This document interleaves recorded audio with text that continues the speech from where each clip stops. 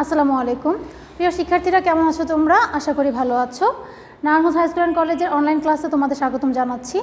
আমি Rahima Ismat Ara, assistant teacher, Narayanganj high school and college. আজকে আমি তোমাদের চতুর্থ শ্রেণীর ইংরেজি সেকেন্ড পেপার বিষয়ে ক্লাস করাবো। আজকে আমি তোমাদের কোন টপিকটি নিয়ে আলোচনা করব চলো দেখে নিই। আজকের আমার টপিকের নেম হচ্ছে রাইট ইউজ অফ ভার্ব।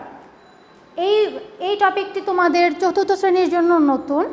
চলো আমরা ডেফিনেশনটা পড়বো আগে, দেন আমি তোমাদের বুঝাবো। Right form of verb. আচ্ছা, টেন্সের বিভিন্ন ব্যবহারের সাথে সঙ্গতি রেখে কিভাবে সেন্টেন্সের অন্তর্গত সাবজেক্টের নাম্বার ও পার্সনের উপর ভিত্তি করে ভার্বের রূপ নির্ধারণ করা হয়, সেটাই রাইট ফর্ম অফ ভার্ব। সাধারণত আমরা যে ইংরেজি বাক্যগুলো পড়ে থাকি, ইংরেজি বাক্য সাধারণত আমরা জানি যে আমাদের যে কোনো সেন্টেন্সেরই ভার্ব কি মেইন। ভার্বটা যদি তোমার ভুল হয় তাহলে পুরো বাক্যটি কিন্তু ভুল হয়ে যায়। আর আমাদের সেন্টেন্সটি কোন টেন্সে থাকে, সেই সেন্টেন্সে সাবজেক্ট কি আছে বা সেই পার্সন কি আছে, নাম্বার কি আছে, তার উপর ডিপেন্ড করে কিন্তু আমার ভার্বেরও চেঞ্জ হয়। এখন আমরা এই টপিকে আমরা শিখব যে প্রত্যেকটা সেন্টেন্সের ভার্বটা সেই সেন্টেন্সের সাবজেক্ট এবং পার্সন অনুযায়ী এবং নাম্বার অনুযায়ী কি চেঞ্জ হয়, এটা আমরা এসে শিখে নিব। আমি ডেফিনেশনটা আবার পড়ছি, দেখো।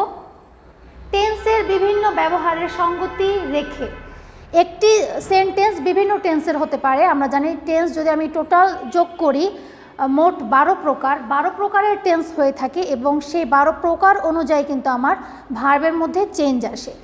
তারপর দেখো কি বলেছে, কিভাবে সেন্টেন্সের অন্তর্গত সাবজেক্ট এর, মানে প্রত্যেকটি সেন্টেন্স তো অবশ্যই কোনো না কোনো সাবজেক্ট দিয়ে গঠিত হয়, তাই না?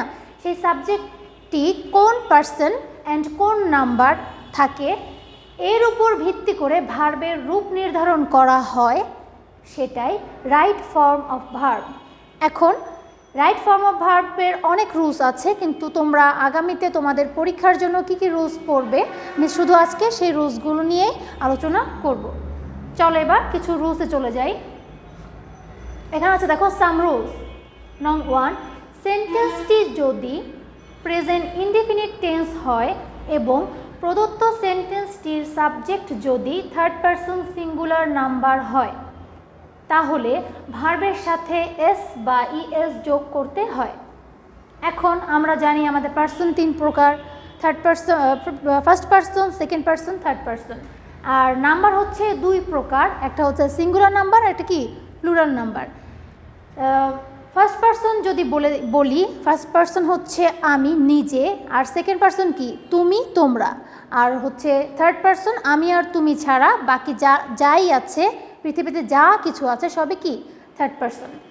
এখন এখানে বলা হয়েছে যে সেন্টেন্সের সাবজেক্ট যদি থার্ড পারসন হয়, মানে তুমি এবং আমি কেউই নই, থার্ড পারসন কেউ যদি হয় এবং সে যদি সিঙ্গুলার হয়, তাহলে ভার্বের সাথে এস বা ইএস যোগ করতে হয়।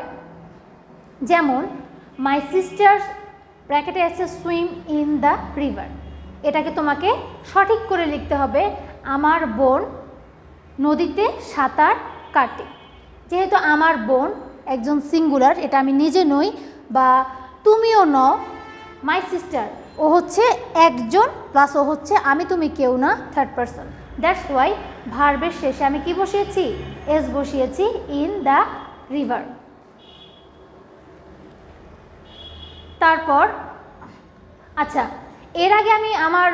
এর আগের স্লাইডে আমি দেখেছিলাম, দেখো এখানে বলা আছে যে এস যোগ করতে হয় বা ইএস যোগ করতে হয়। এখানে মিস এসটা তোমাদের দেখিয়েছি, বাট ইএসটা বলিনি। এখন তোমাদের মনে প্রশ্ন হতে পারে, মিস ইএসটা কখন যোগ করব, তাই না? আমরা কিছু কিছু ভার্ব যদি খেয়াল করি, তোমরা দেখবে কিছু কিছু ভার্বের শেষে দেখা যায় ইংরেজি লেটার ও থাকে, ডবল এস থাকে, সিএইচ থাকে, এসএইচ থাকে, এক্স থাকে। মিস যেই লেটারগুলো বললাম, এই লেটারগুলো সাধারণত যেই ওয়ার্ডের শেষে থাকে সেই ওয়ার্ডগুলোর সাথে আমরা ইএস যুক্ত করে থাকি। এখানে সেরকম একটা এক্সাম্পল নেই, কিন্তু পরবর্তীতে মিস এক্সট্রা কিছু এক্সাম্পল দিয়েছি, সেখানে তোমাদের সাথে আমি আলোচনা করে দিব। এবার নাম্বার 2, নির্দিষ্ট অতীত সময় মানে পাস্ট পয়েন্ট অফ টাইম, মানে কোনো অতীত সময় বাট সেটা নির্দিষ্ট করে বলা, সেরকম যদি হয়ে থাকে, যেমন লাস্ট, ইয়েস্টারডে, লাস্ট মানে আমরা সাধারণত গত বুঝে থাকি, ইয়েস্টারডে, দেন লং এগো, লং সিন্স ইত্যাদি উল্লেখ থাকলে ইত্যাদি, এই চারটা যদি বাক্যে উল্লেখ থাকে সেক্ষেত্রে আমরা কি করব, পাস্ট ইনডিফিনিট টেন্স হয়। পাস্ট ইনডিফিনিট মানে, পাস্ট ইনডিফিনিটের স্ট্রাকচার কি তোমাদের মনে আছে? পাস্ট ইনডিফিনিট তোমরা পড়েছিলে অল্প স্বল্প 3-তে, মিস আবার তোমাদের একটু মনে করিয়ে দিই। পাস্ট ইনডিফিনিট হচ্ছে সাবজেক্ট প্লাস ভার্বের past form plus object or extension. এখন ভার্বের পাস্ট ফর্ম কোনটা বলো তো? আমরা সাধারণত কনজাংশন অফ ভার্ব তোমাদের পড়িয়ে থাকি। আমাদের কনজাংশন অফ ভার্বে 3টা ফর্ম থাকে, একটা হচ্ছে প্রেজেন্ট, দেন পাস্ট, আর একটা হচ্ছে পাস্ট পার্টিসিপল। এটাকে আমরা আরও বিভিন্ন সাংকেতিক ভাষায় প্রকাশ করে থাকি, যেমন প্রেজেন্ট ফর্মকে আমরা V1 বলি, পাস্ট ফর্মকে V2 এবং বাকি যেটা থাকে সেটাকে আমরা V3 দিয়ে প্রকাশ করে থাকি। এখন পাস্ট ইনডিফিনিট টেন্স দেখো মিস বলি, পাস্ট ইনডিফিনিট টেন্সে তাহলে কি হয়, সাবজেক্ট প্লাস ভার্ব টু মানে পাস্ট ফর্ম প্লাস অবজেক্ট, মানে যেই ভার্বটাই থাকুক না কেন সেটার পাস্ট ফর্ম বসবে, দেন অবজেক্ট। নাও 1 এখানে আছে দেখো, I to see him yesterday. এইমাত্র মিস বলেছি যে বাক্যে যদি last, yesterday, long since and long ago এই চারটি যদি থাকে সেক্ষেত্রে আমার বাক্যটি আমি নির্দ্বিধায় কী লিখব, বাক্যটিকে আমি পাস্ট ইনডিফিনিট করে দিব। এখানে দেখো I to see him yesterday উল্লেখ আছে, এখানে সি দেওয়া আছে, এটা আমরা জানি ভার্বের প্রেজেন্ট ফর্ম, তাই না? তাহলে এটা আমি যদি চেঞ্জ করি ইয়েস্টারডে দেখে, মিস এইমাত্র বলেছি যে পাস্ট ইনডিফিনিট স্ট্রাকচার অনুযায়ী সাবজেক্ট, ভার্বের পাস্ট ফর্ম অথবা V2, then object or extension যা থাকে তাই। এখানে দেখো মিস সি এর পাস্ট ফর্ম কি লিখেছি, স। ঠিক আছে, তাহলে মিস আরেকবার পড়ি, নির্দিষ্ট অতীত সময় মানে নির্দিষ্ট করে বলে দেওয়া আছে যে আমি তাকে গতকাল দেখেছি, মানে নির্দিষ্ট অতীত সময় যদি থাকে, এই চারটির উল্লেখ যদি থাকে যে last, yesterday, long since and long ago, এই চারটি যদি উল্লেখ থাকে বাক্যে, সেক্ষেত্রে আমরা সেন্টেন্সটিকে কী বানাবো, পাস্ট ইনডিফিনিট টেন্স বানাবো। ঠিক আছে, আশা করি বুঝেছ। এবার নাম্বার 3 রুলস, হ্যাবিট মানে অভ্যাস, হিস্টোরিক্যাল প্রেজেন্ট ঐতিহাসিক বর্তমান, ইউনিভার্সাল ট্রুথ চিরসত্য ঘটনা ইত্যাদি বুঝালে সর্বদাই প্রেজেন্ট ইনডিফিনিট টেন্স হয়।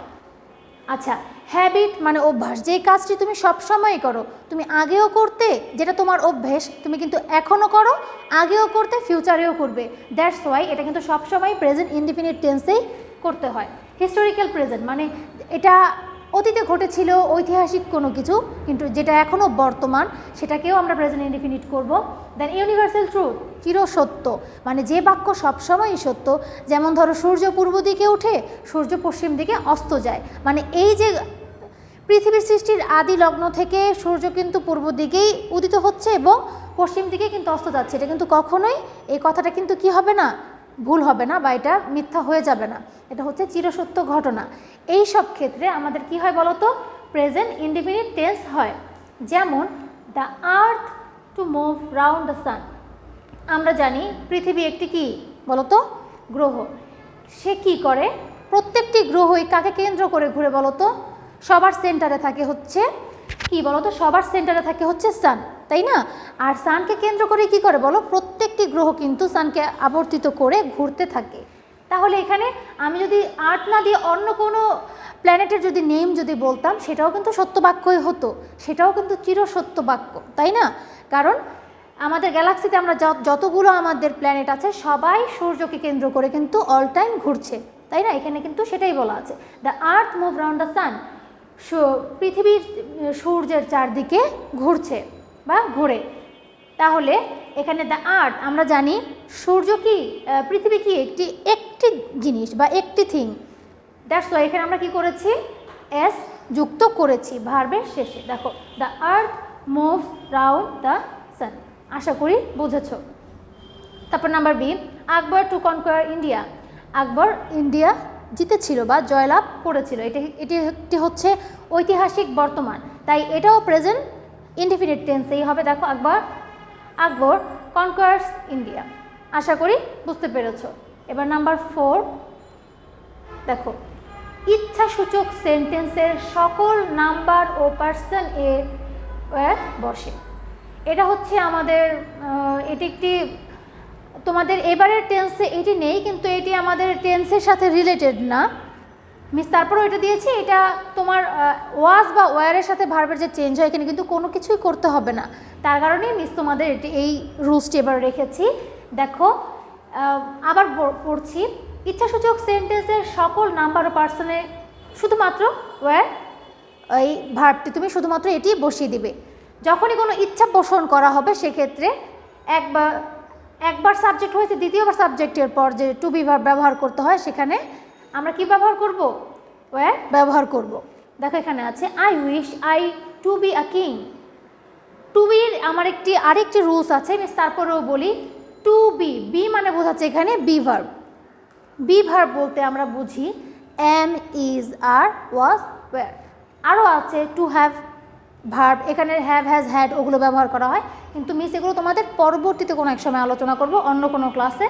তাই আজ শুধু আমরা টু বি পড়ব। বি ভার্ব মানে হচ্ছে am, is, are, was, were, ঠিক আছে? কিন্তু আমার এই রুলসের ক্ষেত্রে যে ইচ্ছা সূচক মানে ইচ্ছা যখন প্রকাশ করা হবে সেই ক্ষেত্রে আমরা অবশ্যই সেটা যে কোনো পার্সন হোক, যে কোনো নাম্বার হোক, এখানে বলা আছে যে সকল নাম্বার ও পার্সনের ক্ষেত্রে ফার্স্ট, সেকেন্ড, থার্ড যাই হোক, সিঙ্গুলার, প্লুরাল যাই হোক, সব কিছুর সাথে কি ব্যবহার করব? ওয়ার ব্যবহার করব। দেখো I wish I were a king, আমি ইচ্ছা পোষণ করছি কি আমি যদি রাজা হতাম বা হই, ঠিক আছে? এখানে দেখো আবার এখানে এই সাবজেক্টটা চেঞ্জ আছে। দেখো এটা থার্ড পারসন সিঙ্গুলার, তারপরেও এর সাথে ওয়্যার বসেছে। এটা ফার্স্ট পারসন ছিল, তারপরেও এটার সাথে ওয়্যার বসেছে, মানে সাবজেক্টের পার্সন এবং নাম্বার যাই থাকুক না কেন আমরা কি ব্যবহার করব?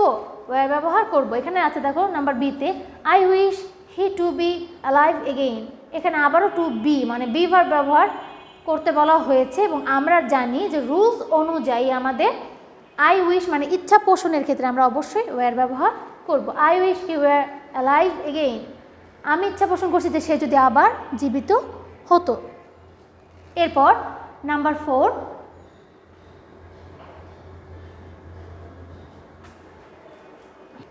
সেন্টেন্সে নেভার, এভরিডে, রেগুলারলি ইত্যাদি অ্যাডভার্ব থাকলে সেন্টেন্সটি সাধারণত প্রেজেন্ট ইনডিফিনিট টেন্স হয়। তোমরা এখনও অ্যাডভার্ব সম্পর্কে পড়োনি, তোমরা পার্টস অফ স্পিচের তোমরা শুধুমাত্র নাউন পড়েছো, 3তে অ্যাডজেক্টিভ পড়ে এসেছো, প্রোনাউন পড়েছো, কিন্তু এখনও তোমরা অ্যাডভার্ব পড়োনি। আমি একটু করে আলোচনা করি। অ্যাডভার্ব হচ্ছে সেই জিনিসটা, সেই ওয়ার্ডগুলো যে আমাদের ভার্বকে মডিফাই করে, মানে ভার্ব কি করছে, ভার্ব কোথায় থাকছে, ভার্ব কি করছে, কিভাবে করছে, কী রকমভাবে করছে, কোথায় কোথায় করছে, এই সব কিছু মানে ভার্ব কোথায় কি করছে সব কিছু আমার অ্যাডভার্ব মডিফাই করে। এখানে দেখো এখানে আছে নেভার, এভরিডে, রেগুলারলি, এই তিনটাই কিন্তু কি অ্যাডভার্ব। মিস পরবর্তীতে তোমাদের সাথে অ্যাডভার্ব নিয়ে ক্লাস করব, তখন মিস বুঝিয়ে দিব। বাক্যে যদি এই তিনটা বর্তমান থাকে, আরও আছে আরেকটি আছে অলওয়েজ, সেটা এখানে নেই, এগুলো যদি বর্তমান থাকে সেক্ষেত্রে আমরা প্রেজেন্ট ইনডিফিনিট ব্যবহার করব। এখানে আছে দেখো নাম্বার 1 জামাল নেভার। নেভার মানে কি বলো তো? কখনোই না। জামাল কখনোই করে না, মানে আগেও করতো না, এখনও করে না, পরেও করে না, মানে এটা এই অ্যাডভার্বটি যখন থাকবে তখন আমরা প্রেজেন্ট ইনডিফিনিট টেন্সে করব। Jamal never to swim in the river, Jamal কখনোই নদীতে সাঁতার করে না বা সাঁতার কাটে না। Jamal never swim in the river, কিন্তু আমরা প্রথম রুলসটি কিন্তু সবসময় মাথায় রাখবো যে সাবজেক্ট যদি থার্ড পারসন সিঙ্গুলার হয় ভার্বের শেষে এস বা ইএস যুক্ত করতে হয়। এখানে ভার্ব হচ্ছে সুইম, যেহেতু এটার শেষে আমার O, S S C, H, X অথবা এরকম কোনো লেটার নেই, সেক্ষেত্রে আমি শুধুমাত্র এস যুক্ত করে ভার্বটিকে কমপ্লিট করব। তাহলে দেখো তো মিস এখানে কি করেছি, Jamal never swims in the river, Jamal কখনোই নদীতে কি সাঁতার কাটে না।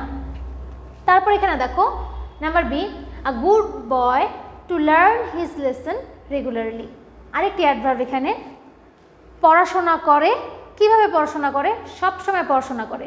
আমার ভার্ব হচ্ছে লার্ন, শিখে, কখন শিখে, সব সময়, রেগুলারলি। মিস বলেছিলাম যেগুলো অ্যাডভার্ব, ভার্বকে যারা মডিফাই করে সেই হচ্ছে কি অ্যাডভার্ব। আচ্ছা, তাহলে এখানে কি আ গুড বয় লার্ন আছে, আ গুড বয় মানে একজন ভালো ছেলে বা ভালো ছাত্র, এখানে ছেলে বুঝিয়েছে, learn his lesson regularly.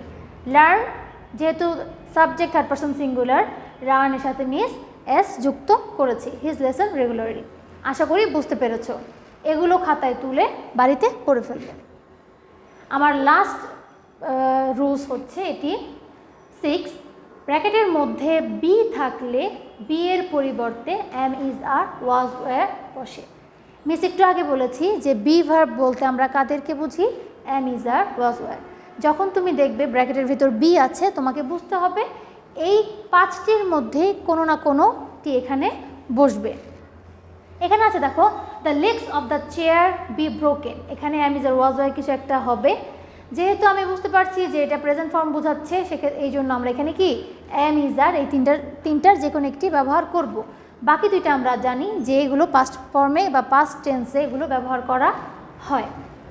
The legs of the chair are broken, যেহেতু লেগস প্লুরাল, দ্যাটস ওয়াই আমরা বি এর জায়গায় ইজ ব্যবহার না করে আর ব্যবহার করেছি। লেগ কয়টা পা? একের অধিক, তাই আমরা কি ব্যবহার করেছি? আর ব্যবহার করেছি। তারপর নাম্বার বি দেখো, honesty B the best policy. Honesty একটা কি বলো তো? Abstract noun. মিস তোমাদের সাথে আলোচনা করেছিলাম, মিস যখন নাউন পড়িয়েছিলাম তখন। অনেস্টি হচ্ছে একটি অ্যাবস্ট্রাক্ট নাউন, এটি একটি গুণের নাম। এটি একটি গুণ না, এখানে গুণ বোঝাচ্ছে না, এখানে বোঝাচ্ছে গুণের নাম, একটি গুণের নাম। এই জন্য এখানে বি এর পরিবর্তে ইজ বসিয়েছি। আর যেহেতু এটা কোনো পাস্ট কিছু বোঝাচ্ছে না, এটা সব আর কি সাধারণ বাক্য, দ্যাটস ওয়াই এটা প্রেজেন্ট ফর্মে থাকবে, তাই মিস ইজ বসিয়েছি। Honesty is the best policy, সর্বোত্তম পন্থা। Number C, whom be you talking to. এটা একটা কোয়েশ্চেন। এখন বুঝতে হবে যেখানে বি আমরা কিভাবে বুঝবো এখানে কোনটা বসবে। যেহেতু এটাও তোমার প্রেজেন্ট ফর্মের যে কোনো একটা প্রেজেন্ট টেন্সের মধ্যে পড়ছে, এখানে বি এর জায়গায় কীভাবে তুমি বুঝবে এখানে কি বসবে? এখানে সাবজেক্ট তোমাকে খেয়াল করতে হবে সাবজেক্ট কি আছে। এখানে সাবজেক্ট হচ্ছে ইউ, ইউ এর সাথে অবশ্যই ইজ ব্যবহার হবে না। আর যেহেতু এটা পাস্ট টেন্সে নেই, সেক্ষেত্রে আমার এম অথবা আর এর মধ্যে ব্যবহার করতে হবে। আর আমরা সবাই জানি যে শুধুমাত্র আই এর পরেই এম ব্যবহার করা হয়। আর যেহেতু এখানে ইউ সেকেন্ড পার্সনের সাথে ইজ ব্যবহার করা হয় না, তাই আমরা বি এর পরিবর্তে এখানে কি বসাবো? আর বসাবো। Whom are you talking to. আশা করি বুঝেছো। মিস 6টি রুলস পড়িয়েছি, এখন 6টি রুলসের আলোকে মিস কয়েকটা এক্সাম্পল দিব, সেগুলো তোমরা বাড়িতে শিখবে। এখানে আছে দেখো, সাম examples for right forms of verb. এখানে কিছু রাইট ফর্মস অফ ভার্বের কিছু এক্সাম্পলস দেওয়া আছে। দেখো, number 1, the farmer live in a village. Farmer একটি গ্রামে বসবাস করেন বা করে। ফার্মার এখানে অ্যাজ দিয়েছি, যেহেতু অ্যাজ দিইনি, দ্যাট মিনস এটা হচ্ছে আমার সাবজেক্ট হচ্ছে থার্ড পারসন প্লাস, যেহেতু ফার্মার তুমিও না বা আমিও নই, তাই না? ফার্স্ট পারসন এবং সেকেন্ড পারসন কোনোটিই নয়, এটি হচ্ছে থার্ড পারসন। দ্যাটস ওয়াই ভার্বের শেষে আমরা কি বসাবো? অ্যাজ বসাবো। দেখো অ্যাজ বসেছে, the farmer lives in a village. এরপর number 2, Jamal go to school regularly. যেহেতু জামাল থার্ড পারসন সিঙ্গুলার এবং আমার ভার্বের শেষে দেখো ও আছে, মিস বলেছিলাম যে ভার্বের শেষে এস বা ইএস যুক্ত করতে হয়, কিন্তু কিছু কিছু লেটার ফলো করতে হয় যে শেষে লেটারটা কি আছে, সেক্ষেত্রে আমরা ইএস যুক্ত করে থাকি। এখানে দেখো বাকি তোমার খেয়াল করতে হবে রেগুলারলি আছে। আমরা জানি যে এভরিডে, রেগুলারলি, নেভার, এই তিনটা যদি সেন্টেন্সে থাকে সেক্ষেত্রে আমরা কি করব? সেক্ষেত্রে আমরা সেন্টেন্সটি প্রেজেন্ট ইনডিফিনিট টেন্সে করব। তাহলে প্রেজেন্ট ইনডিফিনিট টেন্সের স্ট্রাকচার অনুযায়ী সাবজেক্ট, ভার্বের present form plus object or extension, go এর সাথে ইএস যুক্ত করেছি। তারপর number 3, fisherman catch fish. Fisherman এখানে এটা দেখে কিন্তু আমরা বুঝতে পারছি এখানে সিঙ্গেল একজন জেলের কথা বলা হচ্ছে, নট ফিশারম্যান। এখানে কিন্তু ফিশারম্যান দেওয়া নেই। তাহলে এখানে ক্যাচ ফিশ, ক্যাচে বোঝা যাচ্ছে একটি সাধারণ বাক্য। আমাদের তাহলে প্রথম রুলস অনুযায়ী করতে হবে। প্রথম রুলসে আছে কি? সাবজেক্টের পার্সন যদি থার্ড পার্সন হয় এবং সেক্ষেত্রে আমরা এবং সিঙ্গুলার হয়, সেক্ষেত্রে আমরা ভার্বের সাথে এস বা ইএস যুক্ত করব। এখানে তাহলে আমরা ভার্বের সাথে এস বা ইএস যুক্ত করব। দেখো ফিশারম্যান, মিস লিখেছি ক্যাচেস ফিশ। এখন প্রশ্ন, মিস ক্যাচেস এখানে কেন হলো? মিস বলেছিলাম যে যেসব ভার্বের শেষে ও, এস এস, সিএইচ, তারপর এক্স, ডবল এস এগুলো থাকে, সেক্ষেত্রে আমরা ইএস যুক্ত করি। এগুলোর কিছু ব্যতিক্রমও আছে, এগুলো একটু তোমাদের শিখে রাখতে হবে বা মনে রাখতে হবে। এই কারণে দেখো সিএইচ আছে, দ্যাটস ওয়াই মিস কিন্তু এখানে ক্যাচেস ব্যবহার করেছি। তারপর my sister win 4 prices last year, এটা আমার সেকেন্ড রুলে ছিল যে বাক্যে যদি নির্দিষ্ট অতীত থাকে, মানে last, yesterday, long since, long ago, এই চারটি যদি বর্তমান থাকে, সেক্ষেত্রে আমরা কি করব, সেন্টেন্সটিকে পাস্ট ইনডিফিনিট টেন্সে করব। এখানে তাহলে উইনের পাস্ট ফর্ম আমাকে নিয়ে আসতে হবে পাস্ট ইনডিফিনিট অনুযায়ী।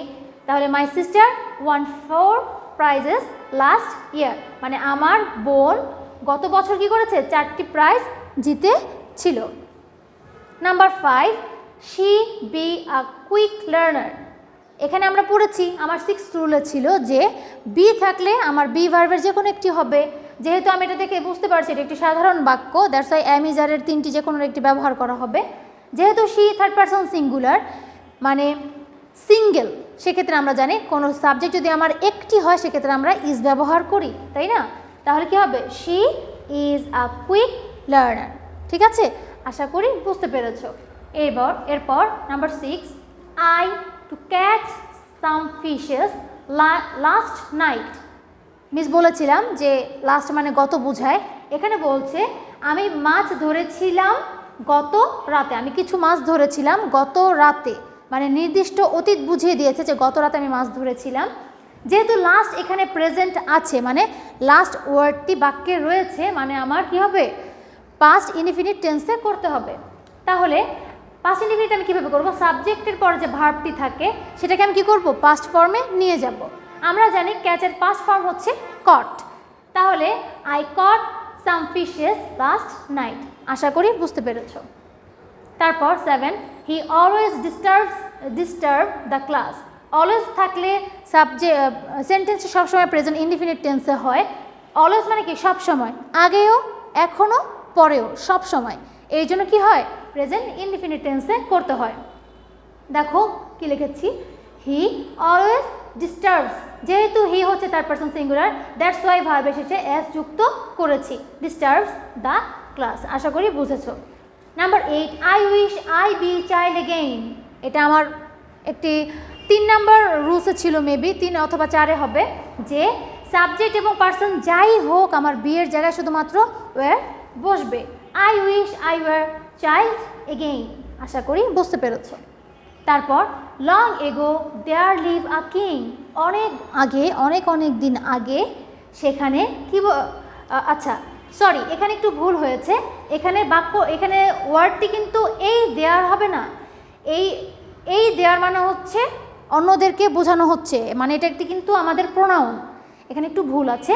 এটাকে কি করবে, এটা হচ্ছে THERE। মিস আবারও বলছি, এটা হবে THERE, দেয়ার, দেয়ার। এখানেও দেয়ার, এখানেও দেয়ার। এই দেয়ার হচ্ছে সেখানে, অনেক আগে সেখানে একজন কে থাকতো, একজন রাজা থাকতেন। এখানে আবারও মিস বলছি, এটা হচ্ছে দেয়ার, THERE, দেয়ার মানে হচ্ছে সেখানে। 2 জায়গায় দেয়ার হবে THERE। Long ago there lived a king. অনেক দিন আগে সেখানে একজন কি, রাজা বসবাস করতেন। এখানে মিসের মিস্টেক হয়েছে, নিজেরা ঠিক করে নিবে। যেহেতু লং এগো থাকলে সাবজেক্টের পর ভার্বের পাস্ট ফর্ম বসে, লিভ হয়ে গিয়েছে লিভড। আশা করি বুঝতে পেরেছ। তারপর নাম্বার 10, এভরিবডি লাভ ফ্লাওয়ার। এখন এভরিবডি কি বুঝবে, এটা দিয়ে তুমি কোন পার্সন বুঝবে। এভরিবডি মানে হচ্ছে প্রত্যেক, মানে একজন বোঝাচ্ছে, তাই না? দ্যাটস ওয়াই যেহেতু প্রত্যেক একজন বোঝাচ্ছে, তাই ভার্বের শেষে এস বা ইএস যুক্ত করতে হয়। এভরিবডি লাভ ফ্লাওয়ার মানে এভরিবডি লাভস ফ্লাওয়ার, প্রত্যেকেই ফুল ভালোবাসে। আশা করি বুঝেছ। Number 11, last year I have a pet dog. গত বছর আমার একটি পোষা কুকুর ছিল।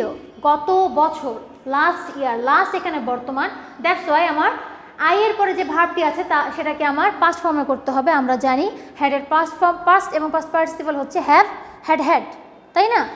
পাস্ট ফর্ম, তাহলে আমি এখানে হ্যাড নিয়ে এসেছি। তাহলে last year I had a pet dog. আশা করি বুঝতে পেরেছ।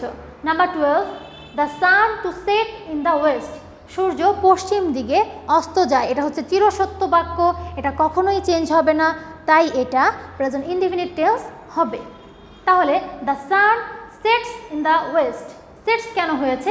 সান হচ্ছে সিঙ্গেল বস্তু, একটি জিনিস, তাই ভার্বের শেষে এস যুক্ত হয়েছে। আশা করি বুঝেছ। তারপর 13 number, he learn his lesson every day. Every day থাকলে প্রেজেন্ট ইনডিফিনিট টেন্স হয়, প্রত্যেক দিন করে, তাহলে হি লার্নস, হি লার্নের সাথে এস যুক্ত হয়েছে, হি হচ্ছে third person singular, that's why এখানে আমরা এস যুক্ত করেছি। He learns his lesson everyday, সে তার লেসনগুলো প্রত্যেক দিন কী করে? শিখে ফেলে। তোমরাও কিন্তু এই কাজটি করবে, প্রত্যেক দিনের পড়া প্রত্যেক দিন শিখে ফেলবে। Number 14, the hands of the clock be red. ঘড়ির যে হ্যান্ডসগুলো আছে, ঘড়ির যে কাঁটা, সেটা আমরা হ্যান্ডস দিয়ে বুঝিয়ে থাকি, ঘড়ির যে কাঁটাগুলো আছে সেগুলো কি? Red colour. যেহেতু হ্যান্ডস প্লুরাল, দ্যাটস ওয়াই এখানে আমরা বি এর জায়গায় আর বসিয়েছি।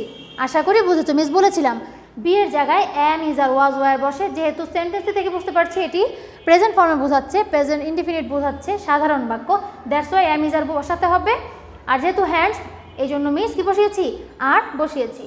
15, last month I visit Sonargaon. আমি গত মাসে আমি সোনারগাঁও কী করেছি? ভিজিট করেছিলাম, ঘুরে এসেছিলাম। ঠিক আছে, যেহেতু লাস্ট মান্থ, লাস্ট ওয়ার্ডটি এখানে কি? বর্তমান, দ্যাটস ওয়াই কি আমাদের কি করতে হবে? এখানে পাস্ট ইনডিফিনিট করে ফেলতে হবে, মানে ভিজিটটা কিন্তু ভিজিটেড করে দিয়েছি। এই ছিল আমার হচ্ছে তোমাদের এক্সাম্পল, এরপরে আর নেই। এই 15টি তোমরা পড়বে এবং পরীক্ষার জন্য এগুলো পড়বে, বাট হুবহু তোমাদের এরকম যেখান থেকে আসবে তা নয়, রুলস দেখে ভালো মতো রুলস পড়বে। আশা করি রুলস যদি তুমি ভালো মতো শিখে তারপর পড়ো, তাহলে কিন্তু তুমি যে কোনো বাক্যই যদি দেওয়া হয় যে, আর টেন্স যদি তুমি পারো, তোমার কিন্তু কোনোটাই করতে সমস্যা হওয়ার কথা নয়। আরেকটা জিনিস, এগুলো তোমাকে পারতে হলে অবশ্যই তোমাকে কনজাংশন অফ ভার্ব কিন্তু খুব ভালো মতো পারতে হবে এবং অল টাইম মাথায় থাকতে হবে, কারণ কখন কোন ওয়ার্ডটা মিসটা দেই সেটা দিয়েই কিন্তু তোমাকে কাজ করতে হবে। আজকের ক্লাসটা খুব একটু গুরুত্বপূর্ণ ছিল, এটাকে ভালো মতো দেখে বুঝে করবে এবং নিজে নিজে বাসায় করার চেষ্টা করবে। আশা করি তোমরা সব পড়াগুলো বুঝতে পেরেছো। পরবর্তী ক্লাসে আবার দেখা হবে। তোমরা সবাই ভালো থাকো, সুস্থ থাকো।